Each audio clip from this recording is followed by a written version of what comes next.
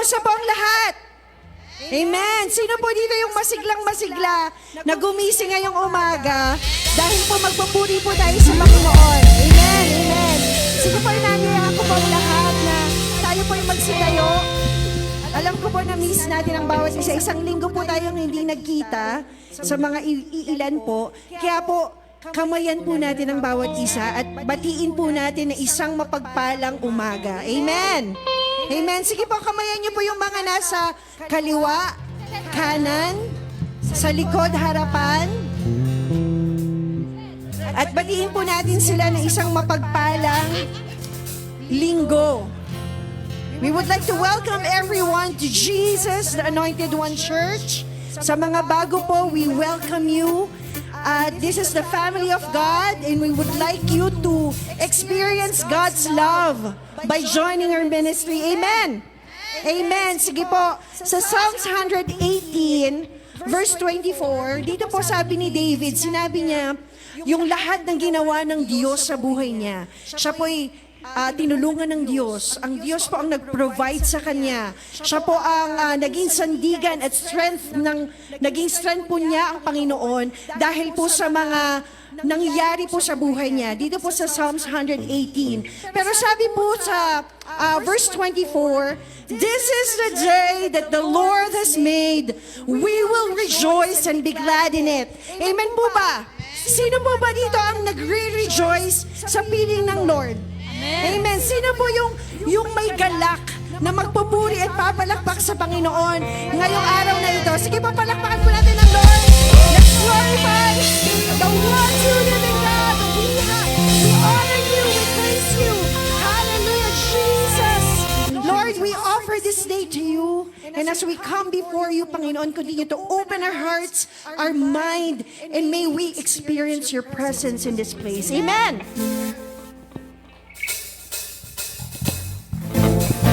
Hallelujah! Let's rejoice and be glad, for the Lord is here as we continue to worship Him in spirit and in truth. Hallelujah!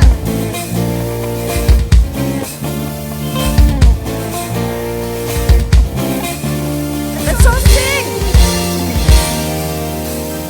There's a light that shines with hope and grace from the skies. Will you see each day come alive? Let your glory pour out, Jesus. It's the joy that overwhelms my soul as we know our God is in control over all. Let your favor pour out, Jesus. This is the day that the Lord has made. We will rejoice and be glad in it. This is the day that the Lord has made. We'll rejoice and be glad in it. We'll rejoice and be glad in it.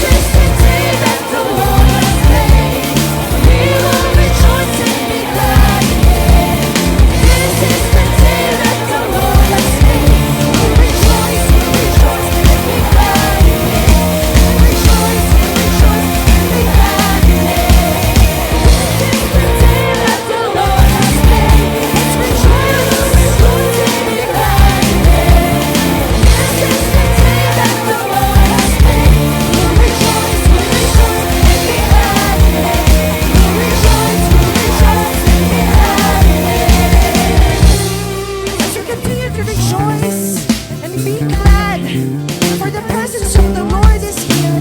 Let's left behind what happened to us yesterday, because there's new beginning, new thing that will come.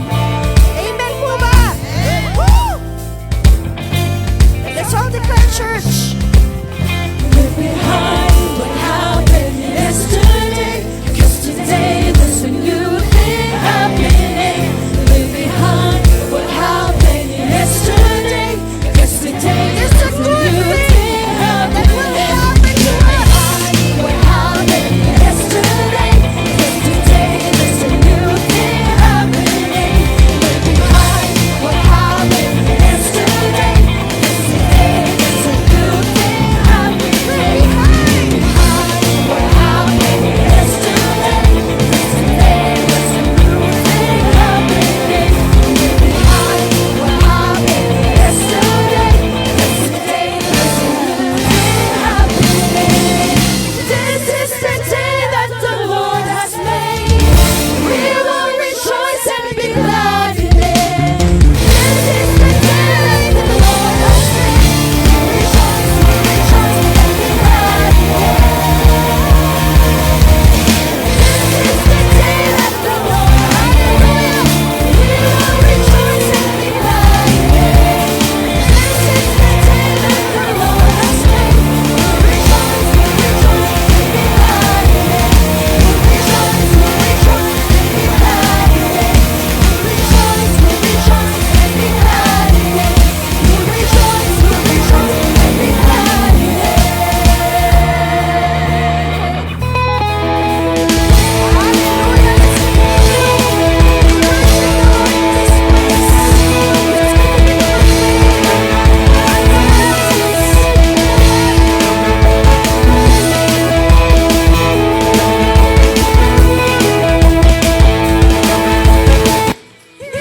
This house of the great King, Let's come together to worship God.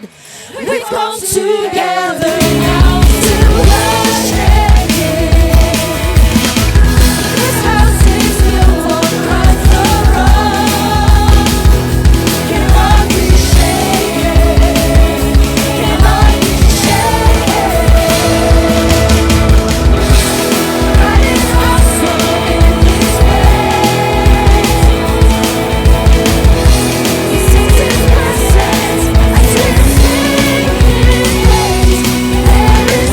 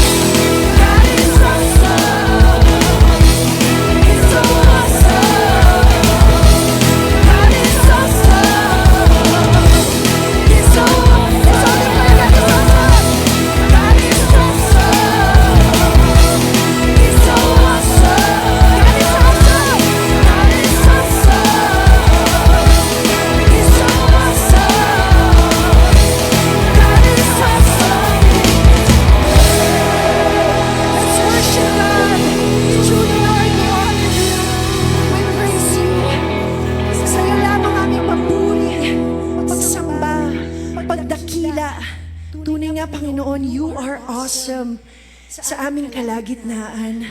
You are awesome sa aming mga buhay. For this past years, you've been helping us, Panginoon. Kayo po ang aming sandigan. Kayo ang aming naging lakas. Kayo po, Panginoon, ang tumulong sa aming mga pangangailangan, sa aming mga desire, sa aming mga puso, Lord God. Kayo po ay laging nariyan upang gabayan ang bawat isa.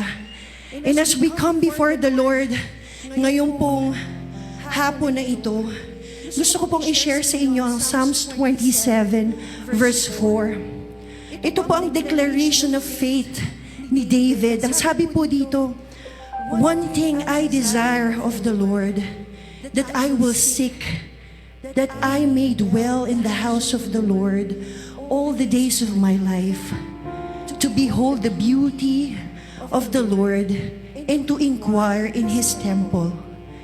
Sa ating pong mga buhay, we have so many desires. Marami pong mga bagay na inaasam natin. Pag nakita natin or ating pangangailangan, we desire it. After nang nasatisfy yung ating mga desire, we desire for more. Marami po tayong mga nilolong sa ating mga buhay, but the Lord is encouraging us this morning na one thing na i-desire po natin is to seek the Lord. Hanapin po natin ang Panginoon. Desiring the Lord is not just saying it. Kailangan po panglakaran natin ito. Kailangan po, it is a decision to desire and seek kung sino po ang Diyos sa buhay natin. Sabi po dito, that we may dwell.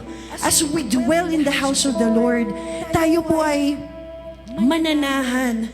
Tayo po ay mabubuhay. We will be inhabited on God's presence. And mag-focus po daw tayo sa beauty of the Lord. Kung ano po yung karakteristik ng Diyos.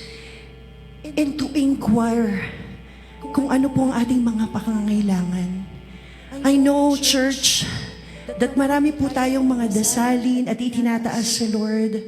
But the Lord is encouraging us today na ang faith po ni David, na ang faith po na binigay ng Lord kay David ay magkaroon din po tayo.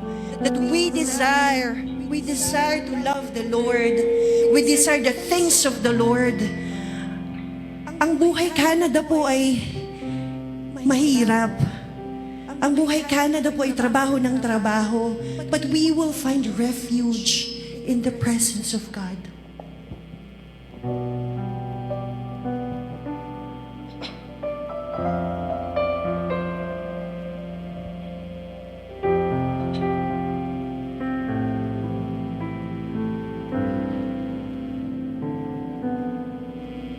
Hallelujah, Jesus.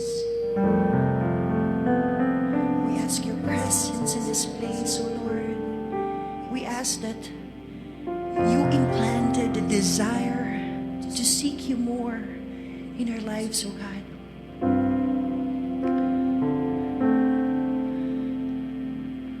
As I come into your presence and past the gates of praise into your sanctuary till we're standing face to face. I look upon your countenance to see the glory of your grace, and I can only bow down and say, you are awesome in this place, mighty God. You are awesome in this place, Abba Father. Oh, you are worthy of all praise. To you our lives we raise. You are awesome in this place, mighty God.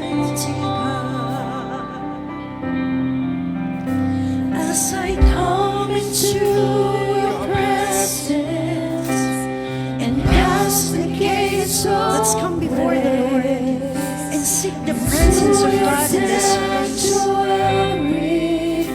Till we're standing face to face, I'll look upon your countenance to see the glory of your grace, and I can only bow down As we come before, as I come into His presence and pass the gates of praise into your sanctuary, till we standing face to face. I look upon your countenance and see the glory of your grace, and I can only bow down and say, you are awesome in this place, mighty God. You are awesome in this place, Abba Father. You are worthy of all praise. To you our lives we raise. You are awesome in this place, mighty God. You are awesome in this place, mighty God. You are awesome in this place, Abba Father. You are worthy of all praise. To you our lives we raise. You are awesome in this place, mighty God. You are awesome in this place, mighty God. You are awesome in this place, Abba Father. You are worthy of all praise. To you our lives we raise. You are awesome in this place, mighty God. You are awesome in this place, mighty God. You are awesome in this place, mighty God. truly, Lord, you're awesome. And we would like to lift up your name on high and to offer you our lives, all the things that we had, oh God, belongs to you.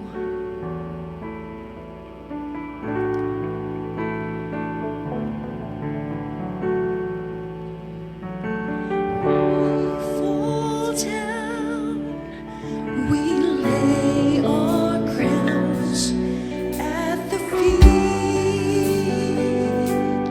of Jesus. Greatness of mercy and love at the feet of Jesus. We cry, holy, holy, holy. We cry, holy,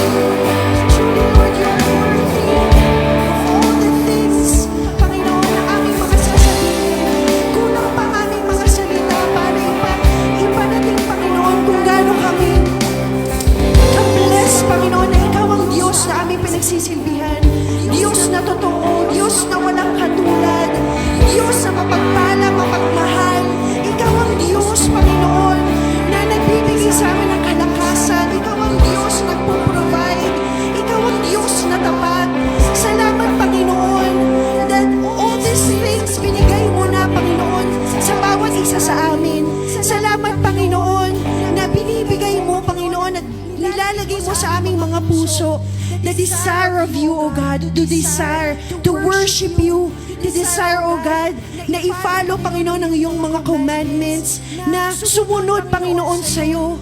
Panginoon, you desire, Panginoon namin, na mabago for your own glory alone. Salamat, Panginoon, sa iyong presensya. Salamat, O God, sa mga taong naririto na inunang yung mga iyong kaluwalhatian, O God.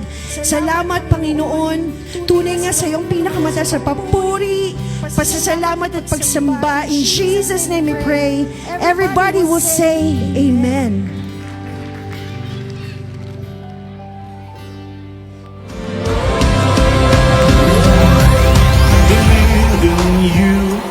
God of Abraham, I believe in you.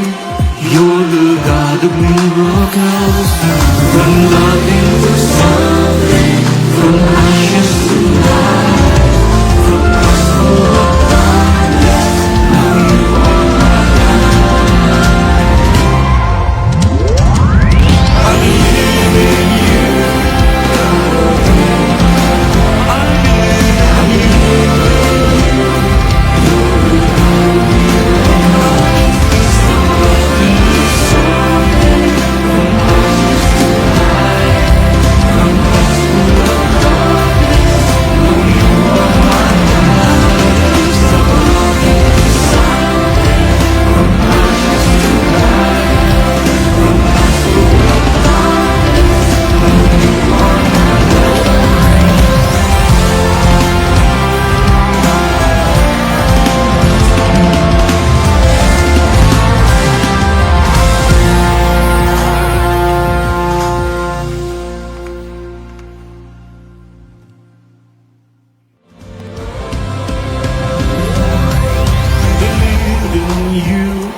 God of Abraham, I believe in you. You're the God of miracles. From nothing to something, from ashes to life, from gospel of darkness, now you are my life. I believe in you. I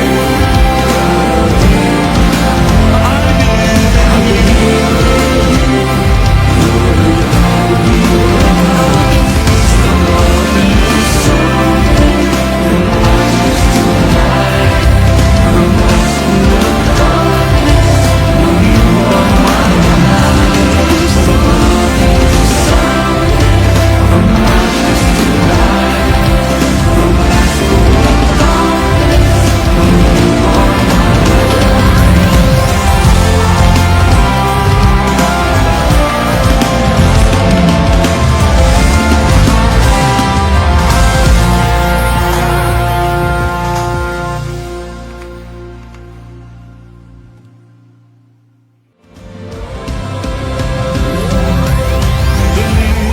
you.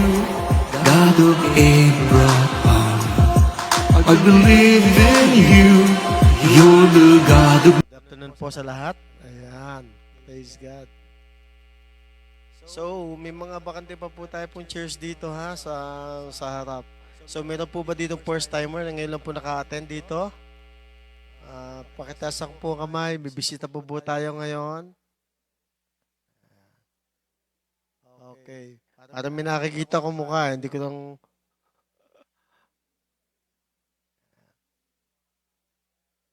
Anyway, praise God. So, maganda na po ang panahon natin. Glory be to God. Wala na po tayong heater dito. Para na lang po tayo naka-aircon. Ano? Kaya umupo lang po kayo, sumiksik lang po sa katabi nyo para mainit-init. No? Ayan. Praise God. So by the way, alam nyo po ba, this morning, may nagbigay po sa akin na gatong klase na keychain. Ang ganda po nito. Nasulat po dito natin J1 Church Regina, Extended One Church Canada, then a Moment of God with Retreat. Tapos, nandito po name natin and everything. So, yung pong mga gagraduate ng mga ating post, pagkakaroon po kayo ng ganito. Pero pag kayo absent, Yun lamang. Ayan ha, magkakaroon po tayo nito. And of course, ito po yung mura-mura, huwag kayong mag-alala. At dahil sa mga first timer po natin, tayo po yung marami na ipamimigay na ganito. Ano po? Ito kayo bless po sa ating kapatid niya. Pagpalayan po siya ni Lord. Na sobra-sobra. Okay. So, today is the continuation of our topic regarding conforming to the image of Christ. Sa first Sunday pa lamang, I used the theme, the text na rather ginamit ko, yung kung saan si Jesus was confronted by those Sadducees and Pharisees. And they asking, matuwid lang po ba guro? It is right to pay taxes. Ayan. May nagbayad na po ba ng taxes dito? Bayad na kayo lahat? Yun. Tapat kayo sa watawat. Buti naman. Ayan. And I know may mga ripad na po kayo. Amen. Praise God. Ayan. Sabi dito, matuwid po ba na magbayad ng tax? Ano ba nasa pera mo? May pera ka? Bigyan mo nga ako. Ano nandyan? Sino kanino mukha? Si Cesar. O, ibigay kay Cesar ng kay Cesar at sa Diyos ang para sa Diyos. It means every coin, there's always two faces. Nung bata po kami, sanay po kami maglaro ng Kara Cross. Yan. Yung po laro namin noon. Wala pa po nung di po usong time namin na cellphone. Kaya po kami, Kara Cross. So it means, in every coin, there are always two faces. Isang mukha na nasa gobyerno, at minsan, kung anong man national heroes, or national plans, or different thing ang nasa kabilang part ng coin. In Christianity, there should only one face. Genuine Christian. Hindi po dapat tayo, kaya sinabi ko last time, na maging doble kara. Na mukha mo ay naandyan, at mukha ng mundo ay naandyan. Ang mukha ni Kristo ay naandito, sa kabila, naandun ang mukha ng mundo. So that's why it is very important to know which image is the one that we always bear. Kanino bang image ang daladala mo? And there was the second Sunday, there was a story na kung saan there was a man, a bishop, he was invited mag-speak sa isang university, well-known university. And bago siya pumunta doon, nagpatilim siya ng buhok, nagpupogi, nagpaayos lahat. And then suddenly, pagpunta niya ng airport, nag-iintay po siya na susundo sa kanya. Ang tagal-tagal niya, more than an hour na, inip na po siya, na-upset na siya, bakit wala pa rin na sundo. At umaasa siya, the right away, may papadala na. And then suddenly, meron pa ng tao doon na nag-iintay din sa kanya, hinahanap din siya. The problem is, the portrait doesn't match the picture. Nagsend ng litrato, pero yung litratong yun, ay yung dumating ay iba, kasi nagpagupit siya, talagang clean cut. Nagpa-shave siya and everything. Kaya hindi po siya nakilala. Bumata siya. Kaya ikaw ba to? So it means, sa buhay po Kristiyano natin, sometimes, it's so hard to know, to detect, are you genuine or not? Yung po mag-aalahas dito, marunong po silang tumingin kung alin ang tunay at alin ang peke. Yung pit ng baso, at saka yung diamond. Ako po, never pa nagkaroon ng diamond. But the thing is, hindi po ako marunong tumingin niyan. Basta makintab, alam ko, diamante. Kasi hindi ko nga alam eh. Di ba? At ngayon din, pati yung mga gold. Yung palamuti lang. Sa loob pala noon, walang laman. As in fake. So marami na po ngayon na lumalabas na fake. Kung may mga fake na mga materials, may mga fake din na Kristiyano. Kung may mga fake na Kristiyano, may mga fake din po mga pastor, bishop, priest, and everything. So it means the world is full of so many things, so many stuff that the devil wants us to deceive and for us to follow. At the end of the day, your life will be in ruin. Masisira ang buhay mo kapag sinundan natin ang gawa ng mundo. And a lot of times, we'd like to wear so many branded items. Branded shirt, branded shorts, shoes, and everything. Lahat may names. Bakit? ang feel mo, ikaw rin yun eh. Feel mo, ganun ka. Naka-Nike ka, kala mo kung tumalon, lalampas ka sa ring. Naka-Nike ka eh. Hinahabol mo, di ba? Ang model na lahat. Lebron 1, 2, 3, 4, 5, 6, 7, and everything. So, ina-idolize nila yung tao. Kaya isinusuot nila base sa kung anong ina-idolize nila. Kung anong ina-idolize nila, yun ang sinusuot nila. But in reality, the image doesn't match the person, the who he is. Hindi nagmamatch kung ano at sino. Ikaw ba talaga yan? So it means, hindi po lahat ng isinusuot natin, ikaw yan. Sometimes ginagaya lang natin yan. Hindi pong masama ang magsuot ng maganda, mamahalin at branded. At be sure lamang, huwag kang magiging alipin ng mga bagay na yan. Hindi ka makaalis ng bahay nang wala kang bagong sapatos, bagong damit. Hindi ka makaalis ng bahay, magbe-birthday ako, ano kayo susuotin kong bago? Ay, atin ako sa next Sunday, ano kayo susuotin kong bago? It means you are looking for something new that people that, ay, kita mo ba suot ko? Kita mo ba? Wala ka ba napapansin? Diba? Bisa kumagayon ka pa eh. Sa buka, wala ka napapansin, di ba? So it means people are so fascinated with themselves. Yung bang tipong ipinapakita nila ang mukha nila sa mundo, subalit hindi naman totoong makita ang mukha ni Kristo.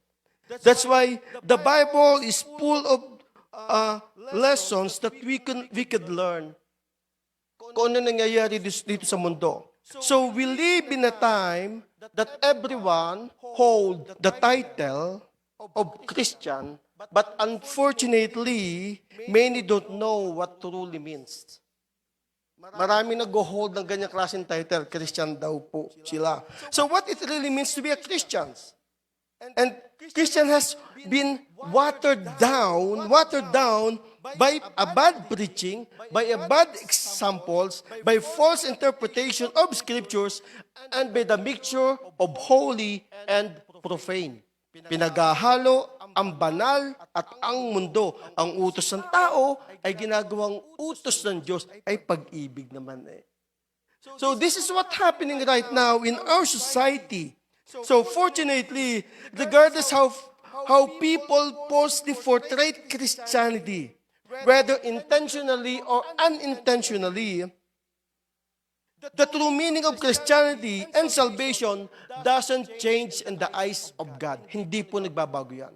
Ang nagbabago lamang ay yung tao na kung saan ina-adapt niya ang sarili niya sa mundo kung paano siya mag-fit in. So when we stand before God, we will give an account of our lives to Him based on His standard, not on man's standard. Remember, kumakatok sa pintuan, papasukan niyo po ako. Kumakatok, Matthew chapter 7, verse 21. Sabi ng Panginoon, kailanman, di ko kayo nakakilala. It means, who are those people? Those people that did before, they do have a lamp, they do have oil, and when the Savior come, naubusan sila ng langis, suddenly, naiwan sila. Because, ako nga po, Lord, nagbibigay pa nga po ka na ika po eh. Nagpe-prayer fasting pa nga po ko. Umatan pa nga po ko ng MGR, tsaka ng post-MGR. Ay sabi ni Lord, kailanman hindi kita nakikilala.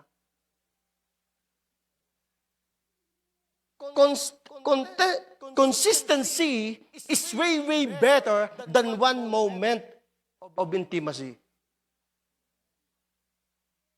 Hindi porket naka-encounter ko last year, hindi ka na magpapa-encounter. It means every day we should always invite Jesus to rule and reign in our lives. That's why the topic that I will get to discuss to you is do not be conformed to the world.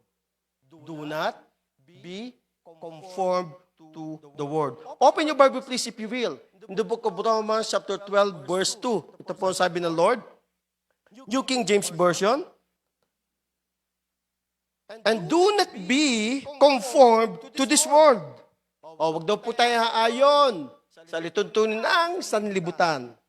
But be transformed by renewing of your mind, that you may prove what is that good and acceptable and perfect will of God.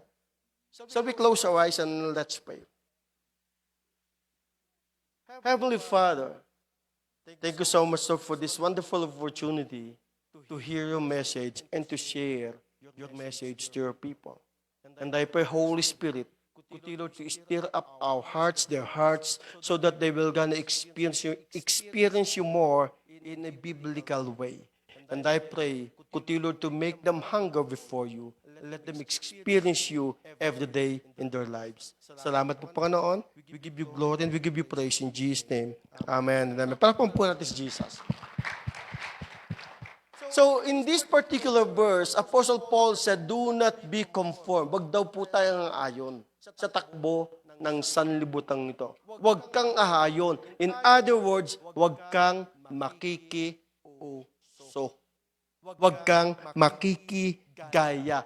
Titus 2:14, the world is full evil, and we should live righteous and holy life. So, Titus 2:12, mamuhay po tayo ng may wisdom, may kabanalan dito sa makasalanang mundong ito. And whoever loves the world, hindi siya umiibig kay Kristo. Because the world is man-made, minamanufacture ng tao ang lahat na nangyayari dito sa mundong ito. Kaya wag mong mamahalin ang mundo. So many people have forgotten a transformed life. It is a necessity when calling yourself a Christian. So it means it is impossible to be a Christian without having the manifestation of transformed life. Imposible po yun. So, when we give our lives to Christ, for the first time, we are born again. Transformation has taken place in something new has occurred that has to live different and we are not the same. It means, isipin mo, for 30 to 40 years ka na unbeliever, wala kang pagkakakilala sa Kristo. Ngayon, nakakilala ka, na born again ka, na bagong espiritu mo, bigyan ka ng bagong pagkatao, ang bagong pagkatao ay nasa iyo, and then, yung ba all of a sudden, yung mga habits, vices, all of a sudden, nawawala ba yon? It is from glory to glory to glory na aalis po yun. But your heart is saved from the presence of the Lord, and suddenly, magkakaroon ka ngayon ng may banal na espiritu ka na nasa puso mo that He is always speaking in you. Anak, wag mong gawin yan. Anak, magsisi ka. Anak, magpatuloy ka. Anak, lumakad ka. Because God wants a relationship. He is a friend that you can trust. He is a God and a friend that you can trust so much. What He meant, He will gonna do it. What He promises, He will gonna deliver it. He will not gonna fail us. We should only trust His Word because God wants a relationship. Sa mga taong gusto makapagrelasyon, di ba, ibinibigay mo ang the best?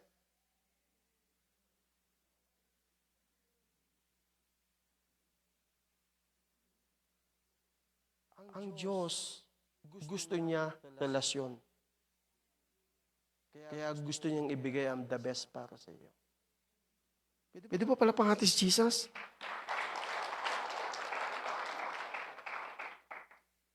It is impossible to be saved or call yourself a Christian and not have had your life transformed.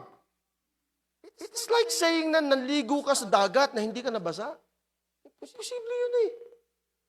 So when you step into Christ for real, your life must change.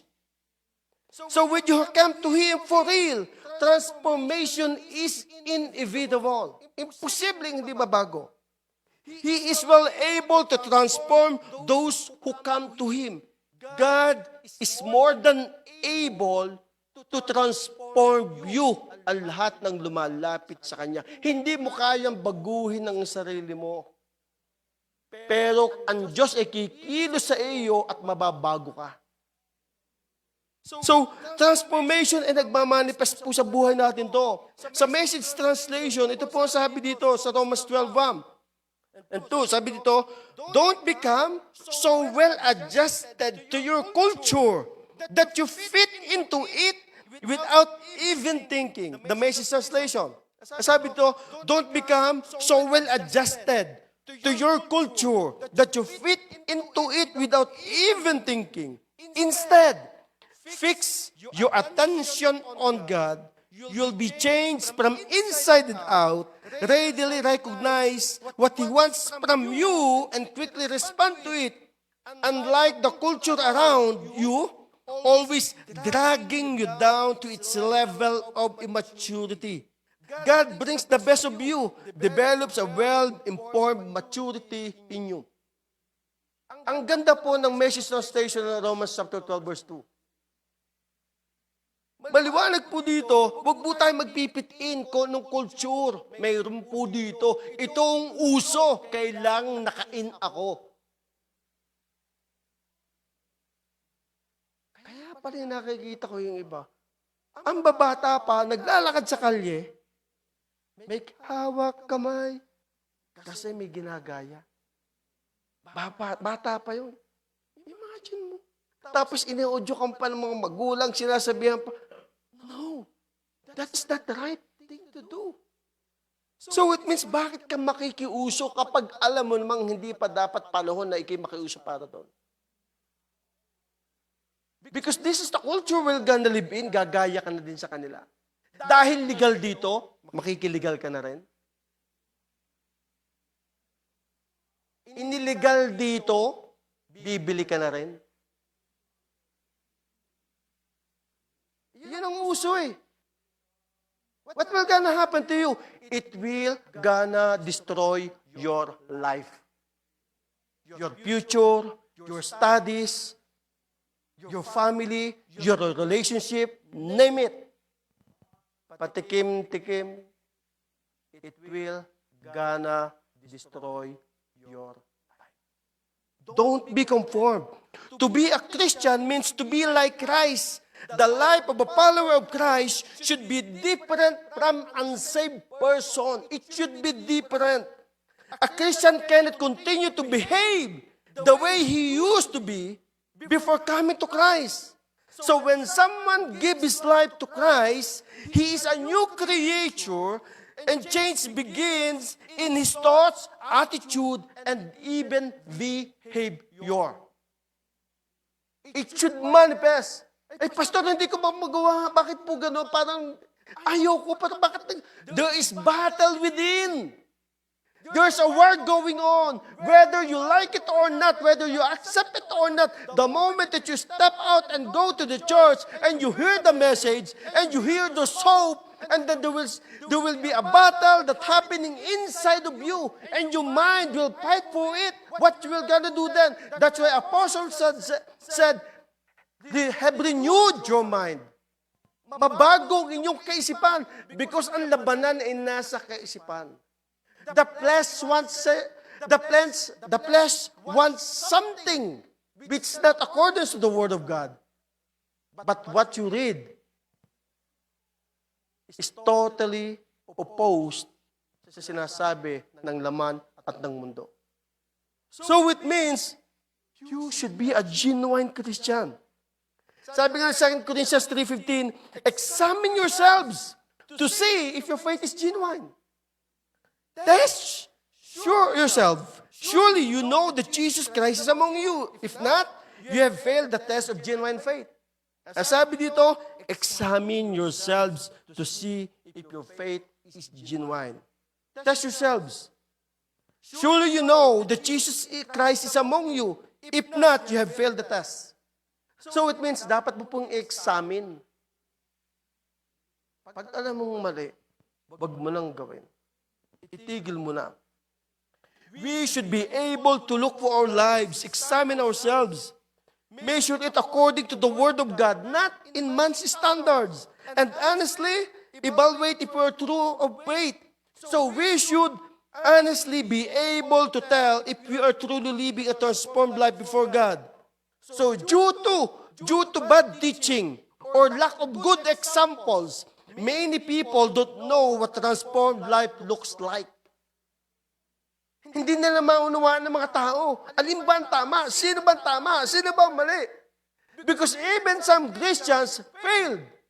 Because they're doing something not according to the Word of God. That's why hindi mo mahikayat yung maraming tao. It is because pati sa buhay mo ay hindi na maaalaman kung tunay ba o totoo. So it means, what we're gonna do then? We need to dwell in the presence of the Lord. We should honestly be able to tell if we're truly living a transformed life before God. Paano? Sa pamamagitan ng pamumuhay ng tama. And what are those things that dapat natin gawin for us to have a transformed life? Ang sabi nga ng John 15 verse 18 to 19, if the world hates you, you know that it's hated me before it hated you. Pag ito'y kinamuhian ng mundo, kinamuhian nila ang Diyos mismo. Pero bago ka kinamuhian, ang Diyos muna bago ikaw. So if you were of the world would love its own. Yet because you are not of this world, but I choose you out of the world, therefore the world hates you. I chose you out of this world, out of millions, populations, here in Regina, pinili kayo ng Diyos. At ang Diyos ay hindi po nagkamali sa inyo.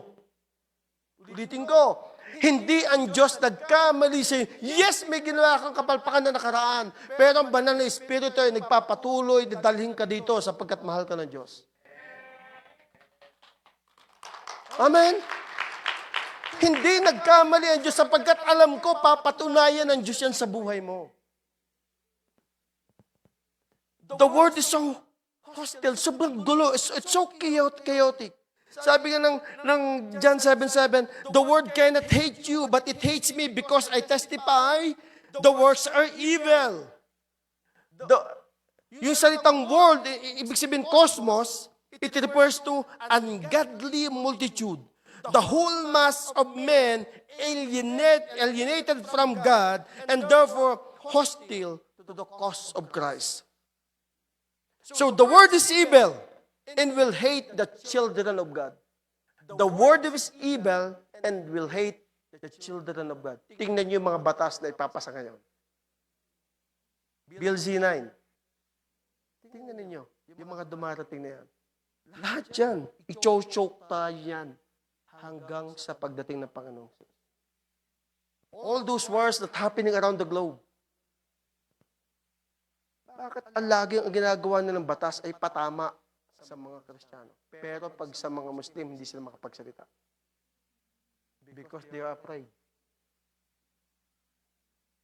Because they are afraid. The point is, ang mundo ay pagulo ng pagulo.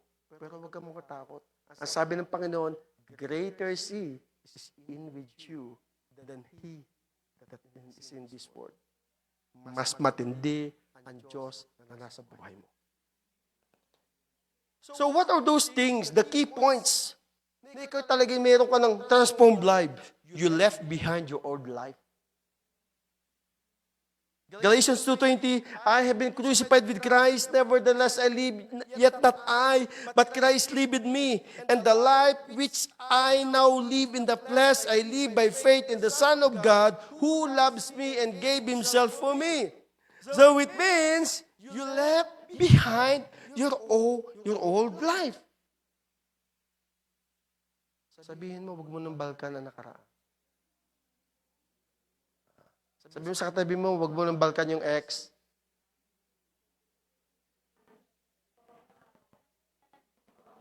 Akala nyo kapartner yun. Pagkakaisip nyo lagi ex, tao. Wag mo nang balkan yun. So when you become born again, you essentially given a new life. You have to let go of the life that you used to live, that life that did not please God. God, to take a new life and now pleases God. So before you came to Christ, you did what you wanted. Before, when you come to Christ, you did what you wanted. Mahilig kayong gumawa at mahalin ang mga wanted. Nakuha nyo? Before you come to Christ, you did what you wanted. Naget nyo? Baka naman na yung mga Wi-Fi DNA ko. It means, yung gusto mo, siya lagi mong ginagawa. O, kita mo, si Jesus, pinili niya. After he prayed, pagbaba niya, God chose those he wanted. Sino yung wanted? Pinili yung tatlo. Mananaga, ng tainga, pasaway, na sinasabing magpapaba ng kulug at kidlat, Peter, James, and John. God chose that he wanted. So, before you came to Christ, you did what you wanted, made decision based on what you thought was right, please your fleshly desire, and make yourself happy. Ay, gusto ko lang maging masaya. I'm already adult, ma'am. I'm not anymore young. I'm already 15, 16. I can do what I want to do. Mind my own business. Mind yours, ma'am, dad. This is the world that we're living. At pinalo mo, I'm gonna show you. Grabe. This is the environment that we're living. Kaya ang mga anak nyo, palakahin nyo sa iglesia.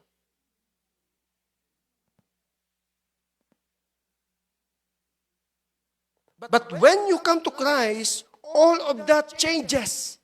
It's no longer about what you want, but what Christ wants. Lahat nagbago. Nagbabago from glory to glory. Dati yung gusto mo, ang ginagawa mo. Ngayon, na kay Kristo ka, yung gusto ni Kristo, ang gagawin mo. You no longer make decisions based on what you think is best. You get into God's Word to find out what He says is best situation. Nagbabasa ka ng salita ng Diyos na magtuturo siya yung mga dapat mong gawin. So when you truly been transformed by Christ, there's a newness of living. Things don't stay the same. Things that can stay the same. Ano yun po ba? May mga bagay na, minsan, sabihin ng anak ko pag nakita ko si Joey Biziral. Alam niyo, kilala niyo yun. Pag nakikita ko pinanonood niya yun, para mo. Pag nakikita ko sila, I'm not a racist person. Pero yung mundo, hindi niyo kilala. Si Vice, hindi ko masabing maganda.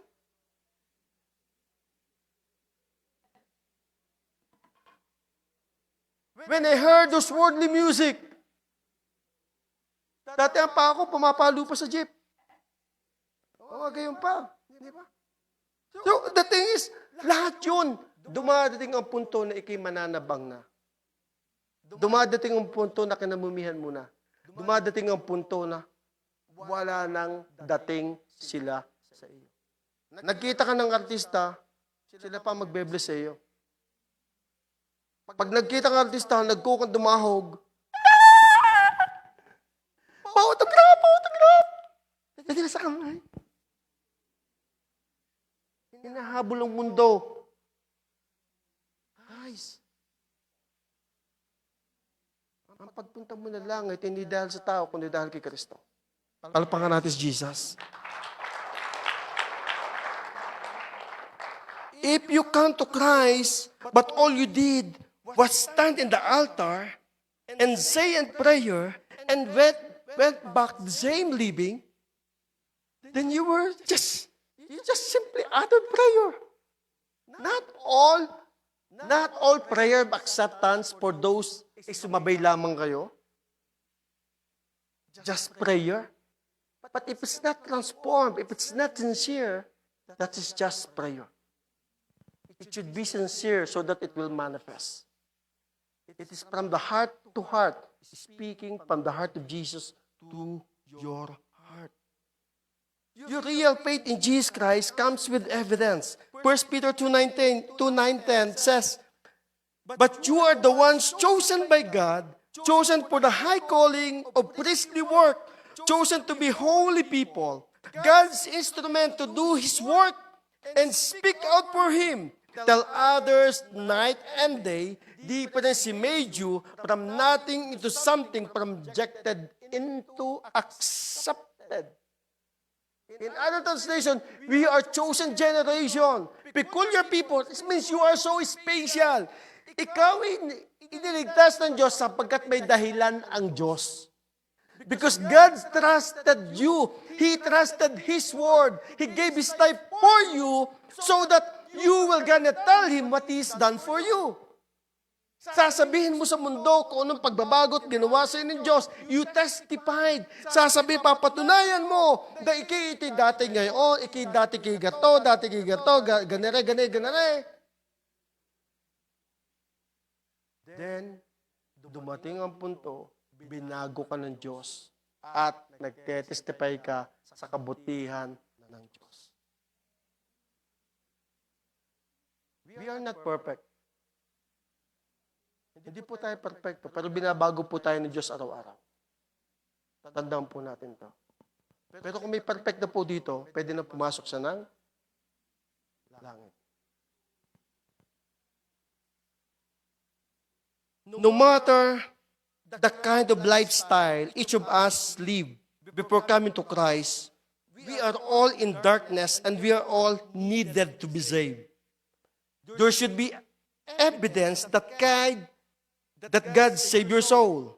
There should be evidence that the transition from darkness into light. Your testimony may look like my testimony or vice versa. Some of us may not have done bad things based on the word standard about bad, but we are all living in sin. Hindi naman po ako pamatay eh. Hindi na po ako nang hold up. Hindi naman po ako nagnakaw ng maleta. Barya lang, kupit lang. Anong pinagkaiba? Parehas. Without realizing the fact that you are a sinner, you will never need God, and you never truly allow Him to transform you. You will never see the need to live your old life behind to live for God. You should know that we are a sinner. Pag hindi mo ito naunawaan na ikay makasalanan, hindi mo na-realize to, hindi mo tatanggapin ang tagapagligtas. Once that you realize that you are a sinner, then dun papasok ang Diyos sa buhay mo. At ipapakita niya kung anong totoo at tama at babaguhin ka niya from glory to glory to glory. Hindi po nagbabanal-banalan, kundi nagpapatotoo ka lamang. You're becoming more like Christ continually.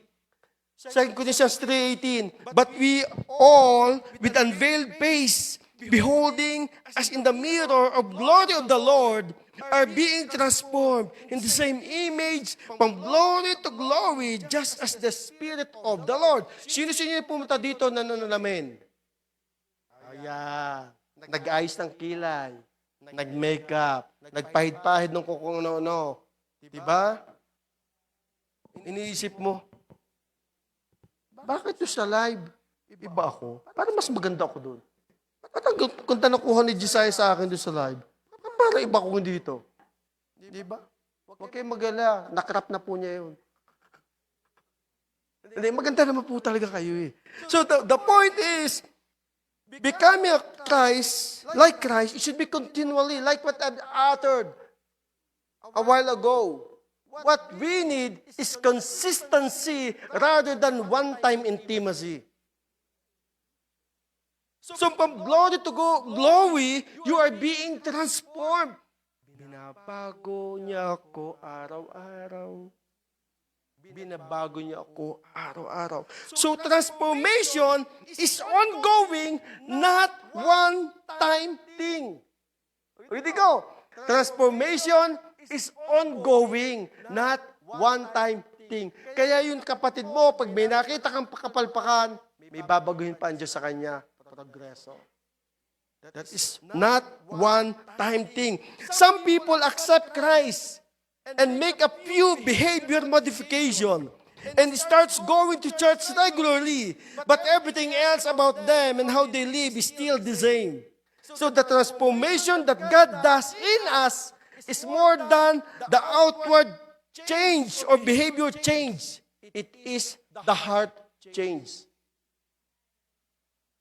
Behavioral modification para mabago ang sarili mo ay hindi ka pa rin totally nababago. Ang dapat mabago, isurrender mo ang puso mo, mababago ang lahat. So it is impossible to be in Christ and have His Spirit and yet not grow. Imposible. So if you have His Spirit, you won't be comfortable staying the same. Kung may banal na espiritu ka, hindi ka komportable sa mga ginagawa mo. Ikaw sa amin, balais ka na, hindi ka na magkaintindihan. Alam mong mali. So it is possible.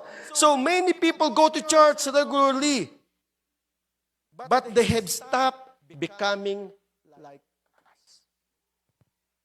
Many have come to church regularly, religiously, but they stop becoming like Christ. So many people pray to God from time to time and even read the Bible because they didn't know it's the right thing to do, but they're not actually growing in Christ. They grow in church attendance. They advance in position, roles in the church. They grow in looking religious, godly outwardly, but the heart's still cold, and dead in sin. So what does it mean? Ang puso ang dapat isinusuko. Ang puso. Kapag ang puso, pinapaltan mo sa Lord, paltan mo po itong puso ko. Ayaw ko na kasi nun eh. Yung ginagawa ko, hiningin mo sa Diyos yan at bibigyan ka ng Panginoon ng bagong puso. We each must evaluate ourselves and see if you are really truly growing, being made in the nature of God. It is truly a heart thing, but something that takes place only through continuous submission and communion with God. Eto dito kay po tayo mababago. By continuous submission and communion with God. Habang patuloy ka nakikipag-usap, lumalapit, doon ka magiging kagaya. Kaya ang paglapit mo, ang pag-attend mo ng church, ang panalangin mo, ang pagbabasa ng Biblia, ay nababago kapag iti patuloy na ginagawa mo consistently. Dire-diretso. So you're growing in love toward others. Ayan. Ito pa yun eh. Ang transformed life ay yung minahal mo yung ex mo. Pastor, bakit ko mamahalin yung ex na nga eh? Yung hindi ka mahal-mahal, mahalin mo. Kaya nga naging ex mo, dahil hindi kayo nagkasundo. Pag hindi nagkasundo, edi may away. Pag may away, may sugat. Pag may sugat, may pain. Pag may pain, may bitterness. Anong kailangan? Mahalin mo siya kay Kristo. Hindi mo mamahalin siya para magkaroon ng relasyon. Hindi yon, ex na nga eh. Pero siya magiging kapatid mo kay Kristo. John 13:35, by this all we know that you are my disciples if you love one another. Mamahalin mo ang kapwa mo. Mamahalin mo pati yung nangutang sa iyo na hindi ka binayadan. Mahalin mo. Ay, maliwanag ang sabi ng Biblia. Growing in love towards other. And I am surprised at how many people call themselves Christian, but still hate in their heart and completely comfortable with it. Sinasabi nila, Kristiyano sila. Ay, bakit tayo niyo makasama? Bakit may bitterness pa? Ay, bakit pag nakikita mo, pag may kasama siya, nagagalit ka pa? Bakit? May pagtingin ka pa? Tigil.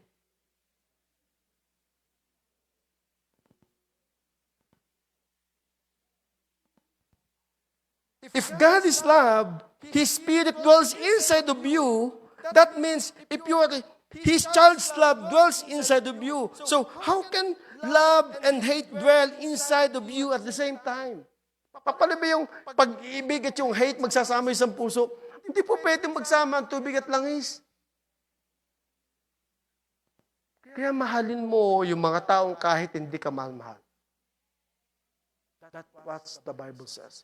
It's clear as stone. Clear. Napaka-liwanag. Sa sikat, paliwanag pa sa sikat ng araw. Mahalin mo yung mga tao kahit hindi ka mahal. Ibig. Dapat mo mahalin.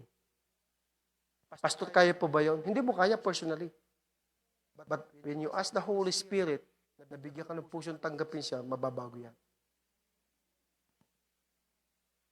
1 John 4:8, he who does not love does not know God, for God is love. He who does not love does not know God. Ibig sabihin, kapag hindi mo minahal yung nakakaaway mo, nagbigay ng sakit sa puso mo, hindi mo kilala ang Diyos. Maliwanag po yun. Does not know God. Kung kilala mo ang Diyos, iibigin mo sila kahit ano pa sila. So, 1 John 4:8 even goes as far as saying, who does not love God does not know God. If lovelessness dwells in your heart, you have to really ask yourself, do I know God? Kung ikaw may kinakainisan pang tao, tanungin mo ngayon sa sarili mo. Sabi kanina, examine yourselves. Do I know God? Kung hanggang ngayon may kinakainisan ka pa, tanungin mo sa sarili mo, do I know God? If you do really know God, hindi mo siya kakainisan. Don't allow man-made standards of salvation to pull you think that you are really saved. Check your fruit. Evaluate yourself through the mirror of God's Word. So, maliwanag po dito, yung ating buhay dapat po ini-evaluate. Ano ba nagiging bunga ng ating ginagawa? And another thing is, maliwanag po dito na dapat po tayo ay umibig. Your life is a witness of God's transforming power. Ikaw din witnesses ka ng power ng Diyos. Acts 1:8, but you shall receive the power when the Holy Spirit has come upon you. You shall be witnesses to me in Jerusalem and all Judea, Samaria, to the end of the earth. So God has given us the power to become witnesses of transformational power of Christ. So when you truly have been transformed by Christ, you now walk in power. Kapag ikina-transform na, you are now walk in power. People should be able to look at your life and see the power of God, the change that make them you. Makikita sa iyo yun, imposible na hindi makikita sa iyo ang pag-ibig ng Diyos na binago ng Diyos. Mawiwitness sa marami tayo. Your life should be an example to the people that true salvation is possible. Ano yun pa ba? Example po tayo ng kaligtasan ay totoo. It is possible. Na andito ka pa, ligtas ka na. It is possible. Hindi ka pa nakakarating ng langit. Alam mo, dahil sa pananampalataya, ligtas ka na. It is possible because of the life that you showed from the other people. Kung dito pa lamang nabago ka na, how much more done? Think about it. So it means we should be an example that God can save anyone out of anything. God can save anyone out of anything. Dahil tayo, ikaw, ako, tayo, lahat ipinagtiyagan lamang ng Diyos.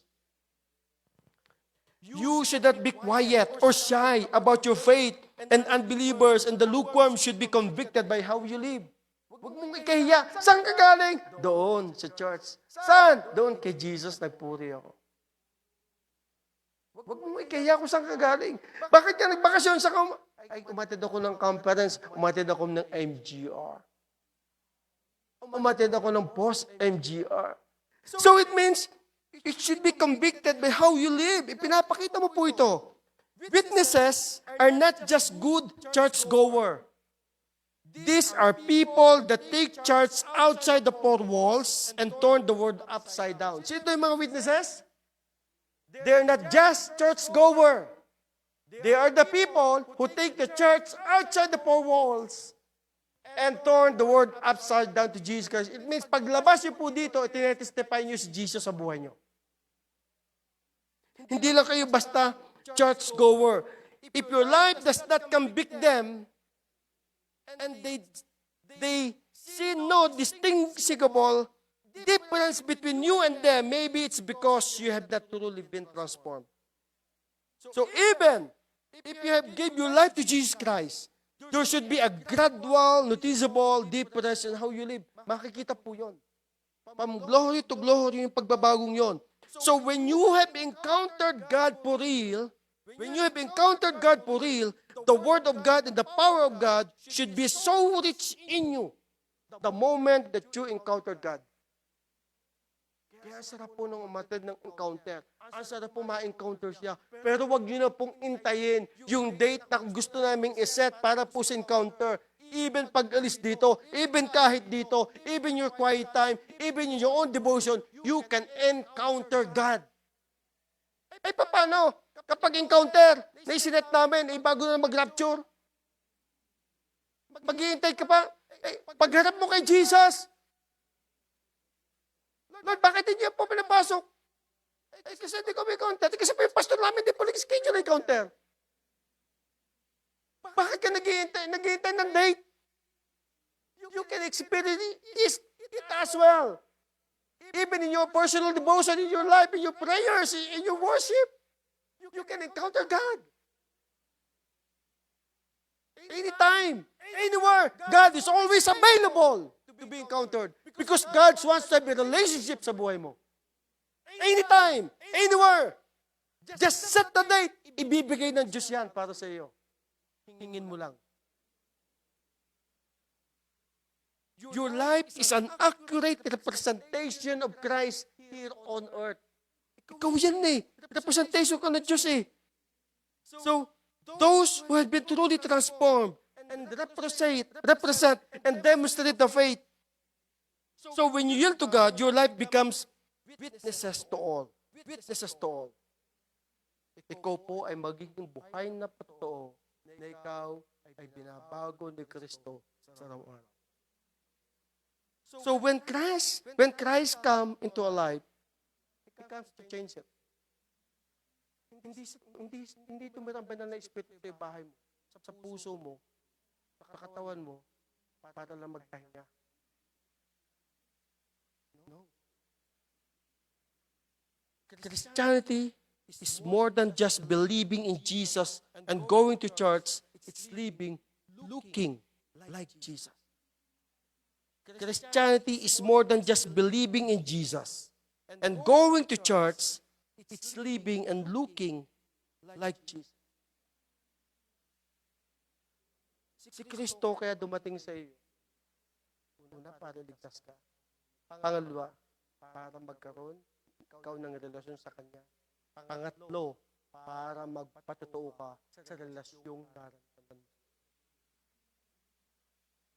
A transformed life is more than just a change in financial status or living situation.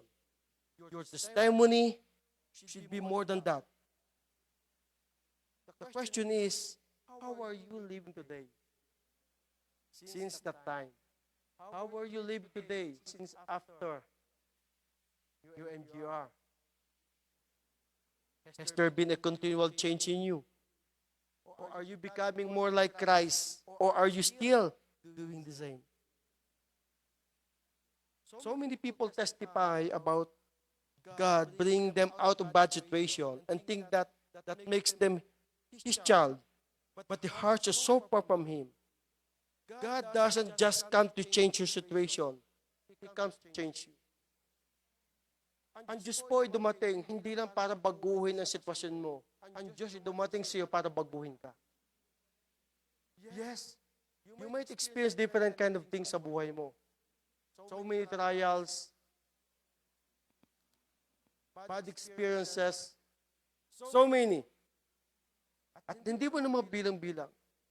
But the moment when Christ comes in your life, babaguhin ng Diyos yan, aalisin ka ng Diyos yan. At hindi lang yan, babaguhin ikaw mismo. This is who He is. Because He wants a relationship in you. You need to come in the presence of the Lord for you to experience Him. Jesus said, follow me. And I will gonna make you. Jesus said, follow me. And I will gonna make you. Without the word fishers of men, make you what? Jesus said, follow me. Sumunod ka lang. God is challenging us when He called the 12 disciples, follow me. And I will gonna make you. God wants to make you something from nothing. God wants to change you and accepted you. Being rejected by someone, being accepted by Him. He wants to make changes sa buhay mo. Walang sumunod kay Kristo na naghirap. Patutunayan ng Diyos, papasaganahin ka ng Diyos. Patutunayan niya. I know Him. But you, hindi lang yung sitwasyon mo, kundi ikaw. But you, I will gonna make you follow me and I'm gonna make you what? I will gonna make you something out of nothing. I will gonna make you something to be known. And people will be amazed. Because there is God. Just follow me. And entering in His presence, yun ang kailangan mo. Entering in His gates, in the presence of the Lord, doon mo siya mararanasan. Kailangan mo lang humakbang, kailangan mo pumasok sa Kanyang presensya. Para maranasan mo siya, pumasok ka. Huwag kang manatiling tagapakinig lang sa labas. Huwag kang manatiling doon sa sulok lang. You have to step on your own and decide, are you willing to experience that kind of change? If you're willing, God is more than willing. At papatunayan ng Diyos yung pagbabagong gusto mo mangyari sa buhay mo. Just come to Him, said, follow me, and I'm gonna make you something. Fisherman. I will gonna make you something holy, righteous. Just entered in my presence. At makikita mo doon, Lord, indeed, you are awesome. When you realize and see His holiness, you will gonna see your life that we are nothing, that we are a sinner. Pag nakita mo yung kabanalan ng Diyos, makikita mo rin ang karumihan natin. We need to come to His presence as always, consistently, submitting to His words, submitting to His will, surrendering our lives to Him. Because it is a process that from glory to glory that we must. Shall we arise?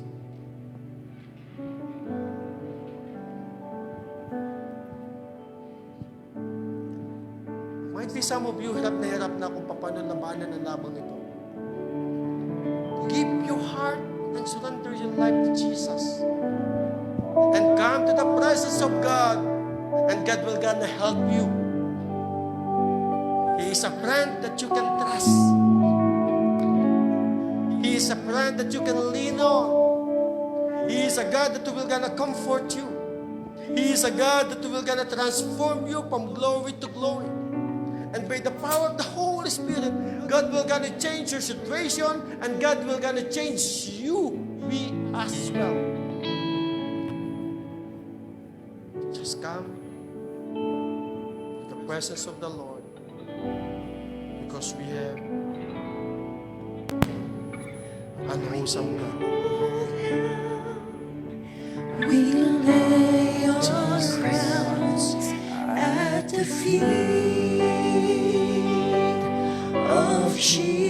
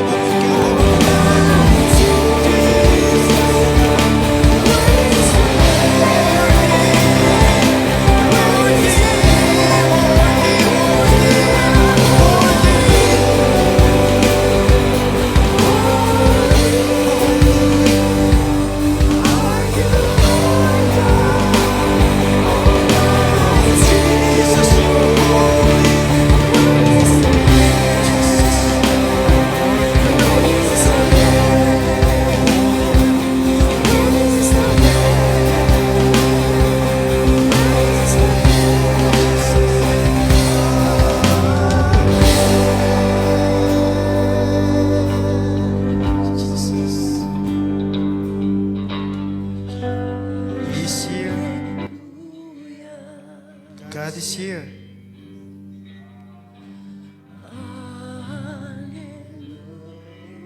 You will gonna encounter Him today. Those who come to Him with a sincere heart, you will gonna encounter Him today. He is here. Oh Jesus, you will gonna encounter His presence, His love, His grace.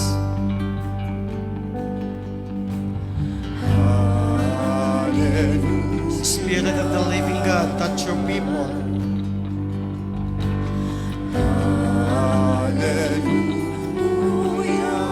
Touch your people. Touch your people. God is doing right now something in your life.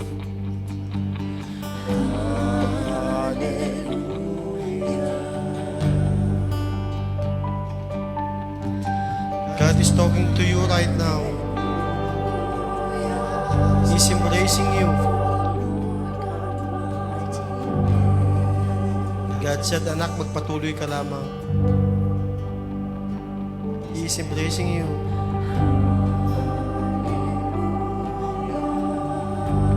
I know the battle that you are facing right now. You cannot handle it. But with the power of the Spirit of the living God, you will become victorious in the name of Jesus. Father, here they are your people. Do you know them? Every number of their hairs, every details of their lives, you know them. Holy Spirit, touch them right now. Hipuin po, Panginoon, ang mga anak mong nandito ngayon. He is here. Hindi lang papagalingin ka, palalayain ka pa niya. He is here. Oh Jesus. Jesus, exalted Jesus.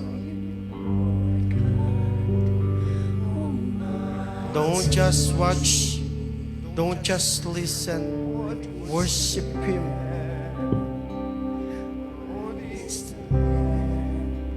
He's here. Don't mind the time. May gagawin na Diyos sa'yo ngayon.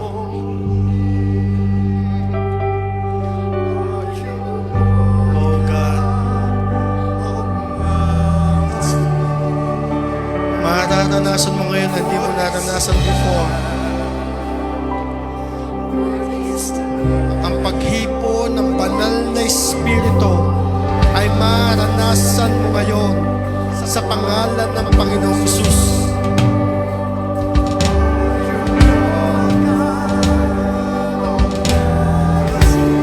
I want you to raise your hands to heaven right now. Taas yung mga kamay nyo.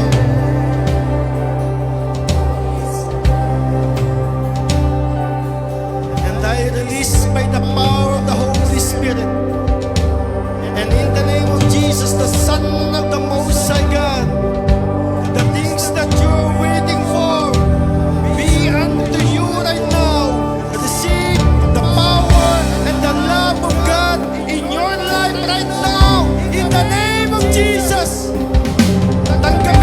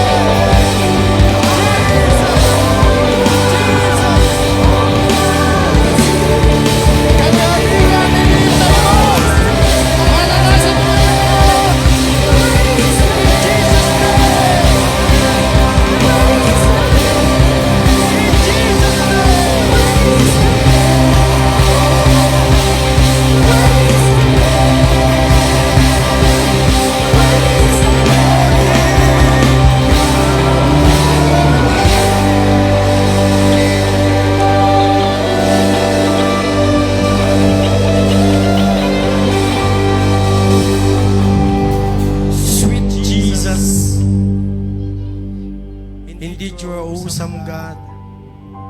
Lord, thank you. They are now filled by your power, by your presence. They will gonna testify about you and those things na gagawin mo po sa kanila, O Diyos. Thank you, Lord, for the healing, for touching your people. Thank you, Lord, for the comfort and strength that you gave them today. Ikaw, Jesus, ang naging kasagutan nila sa pangailangan nila ngayon. Lord, into your hands, I entrust their lives. Let them see the light of the gospel of Christ. In Jesus' name I pray. Amen and amen.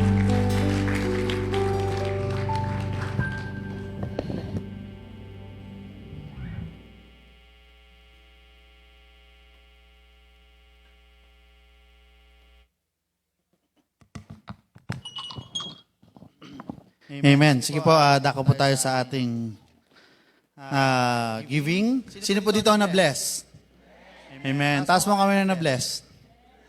Amen. Sigurado kayo na-bless kayo. Okay. Sabi po sa Luke 11, 27 and 20, nag-preach si Jesus minsan. Tapos biglang may sumigaw na babae. Blessed are the womb, sabi ng babae, na nagdala sa'yo and the breast that fed you. And then Jesus said, this is verse 28, blessed rather are those who hear the word and obey it. Who hear the word of God and obey it. Actually, sa New Living Translation, sabi niya rito, Jesus replied, but even more blessed are all who hear the word of God and put it into practice. Madalas nangyari kasi sa atin when we hear the word of God o pag may nabasa tayo, no, we feel so blessed na na-bless tayo ng salita na yon, na-bless tayo ng preaching, di ba? But the problem is, are we truly blessed? Paglabas natin, pag-uwi natin, blessed ba talaga tayo? Minsan sa LG ko, tatanong ko, di na ba naalala to? Tinuro ko na pa to? Ang sagot nila sa akin, hindi. No? Nakakalungkot kasi hindi sila na-bless. Bakit? Anong sabi nung Luke 11:28? Who are the people who are truly blessed? Those who hear the word of God and put it into practice. So kapag nakapakinig tayo ng salita ng Diyos at napakinggan lang natin, hindi po tayo na-bless.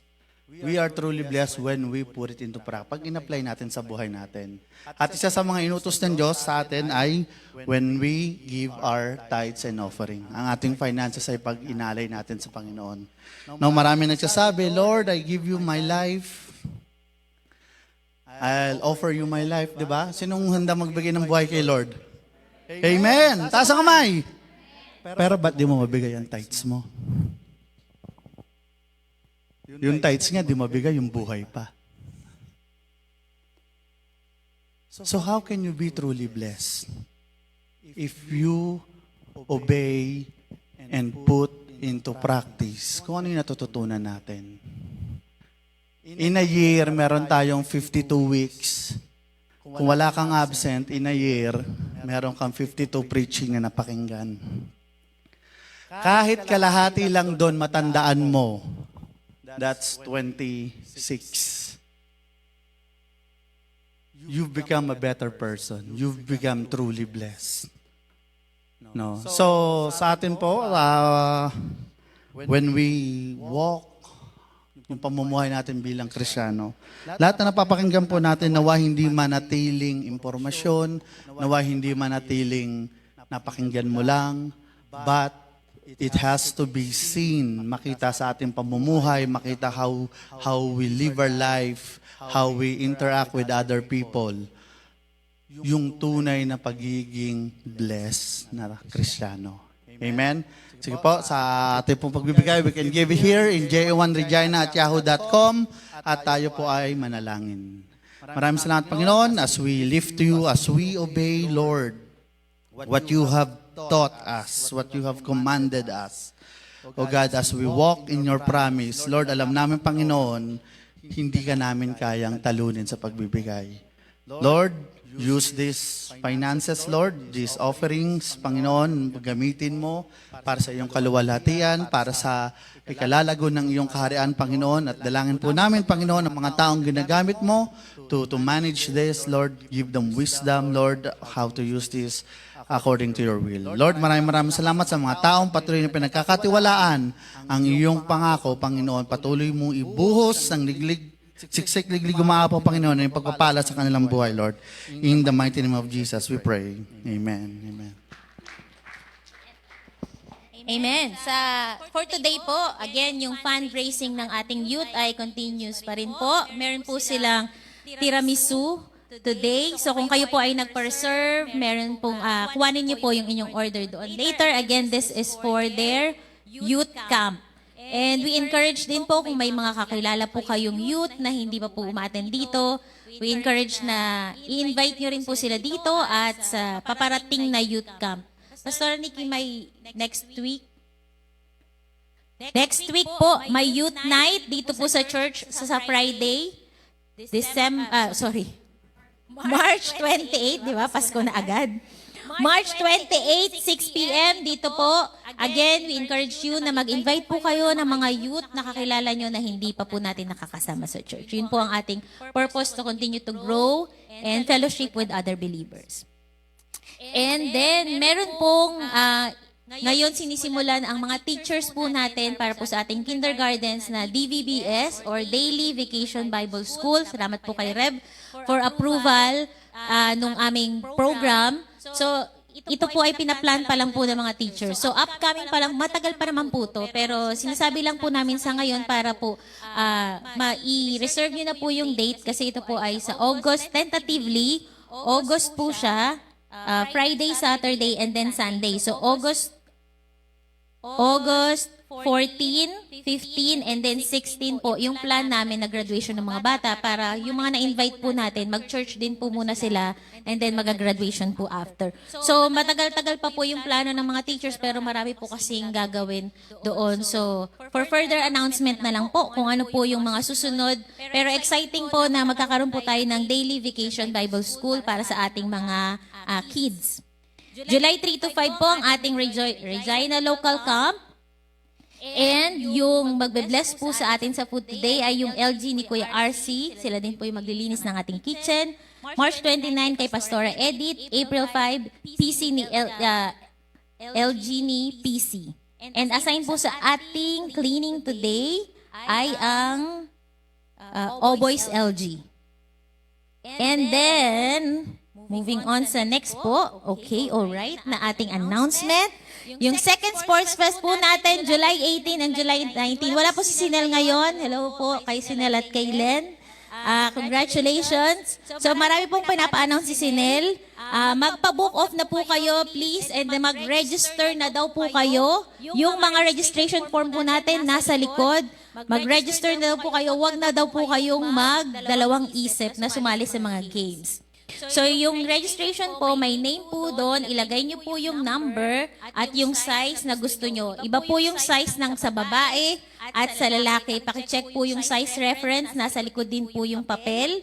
Meron din pong ibang size para sa mga kids. So, pa-make sure po na yung size na mapipili nyo ay yung fit talaga sa inyo kasi ito po ay order pa po natin to sa Pilipinas. Nagpapasalamat din po si Brother Sinel kay Brother J.R. Quintos sa pangungulit daw po dun sa mga supplier natin. So thank you po siya ang nakikipag-coordinate para po dun sa jersey natin sa Pilipinas. $20 per t-shirt po and design will be posted next week. Thank you din daw po kay Jaira for working hard on this. Hindi po nalagay ni Sinel kung ano, pero kung ano man po yun, thank you Jaira sa pagko-coordinate din po para sa Sports Fest. Pwede pong magpa-register lahat ng game. I think may nagka-clarify po kung kaya nyo pong salihan lahat ng game, okay lang po. Kung kaya daw po ng katawan nyo. Pero once na kailangan kayo sa individual games like badminton, dart, chess, or Scrabble, kailangan nyo pong mag-out dun sa isang game and maglaro po dun sa individual game. So, kunyari po, nasa basketball kayo. Kayo din po ang maglalaro sa dart. So, kailangan po kayong umalis sa basketball and maglaro po kayo sa individual games nyo. So, ang mga games po natin, basketball, volleyball, dart, chess, Scrabble, badminton, female and male will be separated. We have, binago na po ni Sinel yung master division na po, hindi na po senior. So, we have master division, 31 years and up. Kasi marami pong nag-react sa senior division last week eh. So, master division na po tayo and then junior division, 30 years and down. Please invite your friends, workmates na magpa-register sa mga games. Invite din daw po nyo sila. Every Sunday, let us share the love and goodness of our Lord Jesus Christ. Para naman po, so yung basketball po natin, wait for further announcement na lang po dun sa ating every Sunday na basketball, pagbalik po ni Kodal. Para naman po dun sa ating mga bikers. Sobrang athletic ng ating JA1 family talaga. Iba tayo eh. Para po dun sa mga bikers dyan, meron na po kayong, magkakaroon po ng upcoming bike ride. Ano bang tawag doon? Bike ride? Bike tour. Bike tour daw sabi ni Rev. So, ang pinaplano po ngayon ay around 75, Kaya pa nila yan. Tayo ay physically fit. Tayo ay pinapalakas ni Lord. So, kahapon nga po, alam ko may mga nagpasama na kay Marvin na bumili ng bike. So, yun, talagang game na sila ngayong summer. So, ang una po ay yung bike ride nyo ay around 75 kilometers. So, hopefully, kaya po ng inyong katawan. And mostly, gravel road daw po yung pupuntahan nyo. So, pakiready na lang po yung tools nyo at yung challenges na tatahakin nyo doon po sa daan. So praise God po sa buhay ng bawat isa na ito po ay lahat po ng ating activities ay ginagawa po natin ito. Hindi lang po para makapag-activity tayo kasi summer na. Pero ito po ay ginagamit nating fellowship din po. Lahat po ng mga activities natin usually nag-start po yan sa prayer. Meron din pong sharing kung may time po sila. And then, nag-end po sila sa prayer din. So, ito po ay ginagamit natin para makahikayat pa ng more unbelievers na ito po yung start natin para may kahit sila kasi may kakilala po kayo mahilig mag-basketball, mahilig mag-bike, gustong maglaro. Doon po natin sila unahing yayain. And then, eventually, i-share po natin yung Word of God. And then, makikita po nila sa buhay ng bawat isa na, ay, ang babait pala ng JA1 Regina. Parang gusto ko nang sumama sa kanila. So, yun po ang ating purpose. Praise God po sa buhay ng bawat isa. And, ayun lang po. Ayun, praise the Lord. Ang hindi lang po pwede talagang pagsabayin dito, yung larong basketball at saka dart. Huwag niyo pong gagawin yon. May hawak-hawak ka ng bola, may dala kang dart sa bulsa mo. Delikado yun. Baka mabutas ang bola o pit mo mabutas din. Kung nasa bulsa mo yon. Diba? So, ganon. So, nakakatuwa. Saan ba yung unang tour? Mustyo ba o sa Pilot Butte? Ang White Scenic. Grabe, titindi ng mga to talaga. Sige po tayo tumayo. After this, please, meron po tayong post-MGR. Yan. Tas po ating mga kamay. Please raise up your hands to God. May the Lord bless you and protect you. May the Lord smile on you and be gracious unto you. May the Lord show you His favor and give you peace. Walk in the light of the gospel of Christ. In Jesus' name I pray. Amen, amen. To God be the glory. See you next Sunday.